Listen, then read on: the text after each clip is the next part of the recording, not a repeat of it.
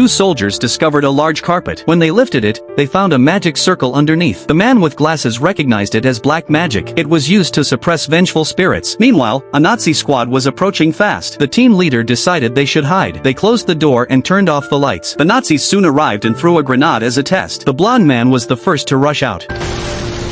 The other four followed and fired accurately, but there were too many enemies. They were soon pushed into a corner. Just then, one Nazi was dragged into a bathtub and drowned. Another was tied to a chair and burned alive. One more hanged himself using his belt. It turned out the ways they died matched exactly what the man with glasses had read in an old journal. The journal belonged to the original owner of the castle. It told the story of a family who took in Jews and were all slaughtered by Nazis. At that moment, the blonde man screamed and died. The rest decided they had to leave this place. They buried the blonde man and set off that night. But the scenery kept repeating. No matter how far they walked, they always returned to the castle. That night they camped in the forest. One soldier dreamed that he returned to the castle and hanged himself from a beam. When he woke up, there were rope marks on his body. Beside him was a strange line of writing. At daybreak, they kept walking. As expected, they ended up at the castle again. The leader guessed they owed the family a proper burial. He poured flour on the floor in a circle and waited. Footprints appeared, and the leader was dragged away. They followed the path and found a burial site. While burying the remains, the man with glasses found a page from the journal. He read it and realized they had made a huge mistake. The family was not French, they were Afghans. The strange writing was actually in the Afghan language. It meant return from the dead. That meant the family was not being laid to rest, they were being resurrected. When the men looked up,